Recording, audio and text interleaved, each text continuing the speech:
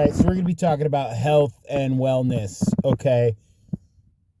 Over Christmas last 2 years ago, I was admitted I had a pain in my groin area, okay? I went to work, I got nauseous at work, I felt violently ill the whole shift.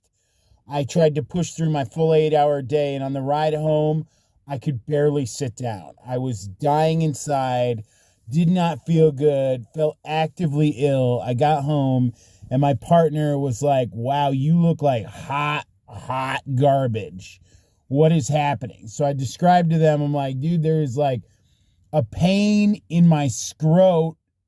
I am dying inside. I do not know what's going on. Maybe I have testicular torsion. I don't know." And they were like, "You're going to the emergency room this second." And I tried to fight them, and they won. And I crawled into my car. We were driving a 1990 station wagon.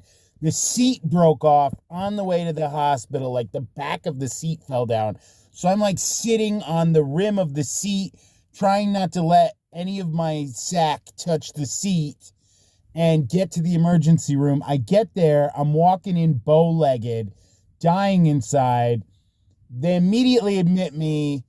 I'm in the waiting area, filling out my paperwork. They send me back to the ultrasound. The ultrasound tech is like, "Take your stuff off. We're going to ultrasound you, see what we can see." And immediately it gets awkward because I worked at a restaurant at the time, and they were like, "Oh, you work at that bakery downtown. Like, I go in there all the time, dude. Your bakery, like your bagels are amazing." And I'm like, this is so awkward and horrible that someone is ultrasounding my nut sack and telling me about the food that I make that they eat. That's wild. So I get admitted immediately. It turns out what had happened was I had an abrasion on the back of my area there that had gotten infected within a matter of days, and I was septic and inches from death. They said I was about 6 hours from being completely dead. Within a matter of minutes, I was admitted to the ICU.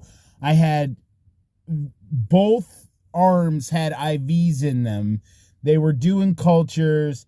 They were filling me full of antibiotics. And basically, for the next week of my life, I had the ride of my life inside the hospital. My whole nut sack swelled up to the size of a small, like, easily bigger than a softball, dude. It was crazy. It was probably the size of a cantaloupe, right?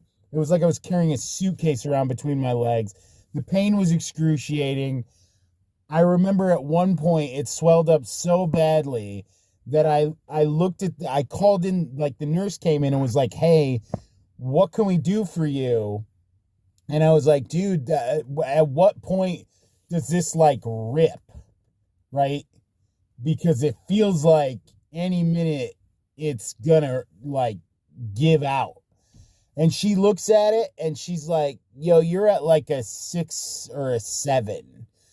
And I was like, 6 or a 7, dude? I have 4 more degrees of swelling to go before this. Like, how is that even possible? And she's describing to me in a medical term about how, like, "Oh, you'd be surprised how stretchy male organs are. Like, it's crazy." It was so depressing and so sad in there that they brought in ministers, because it was Christmas. And I was in there for Christmas. And my story was so depressing and traumatizing that I got the hospital minister to cry. Not my intention, by the way. I wasn't trying to make the minister cry. But it was so bad that he was literally in tears. So I get sent home on buckets of antibiotics, and the journey begins. That was 2 years ago. And after that incident, my partner was the greatest person in the world, but they were very, very adamant that if I did not take my health seriously from this point on, they were done. They were good. And no fault to them, they were 100% correct. And what I'm going to be telling in this series is my journey from then to my journey now, and how good and bad it has been.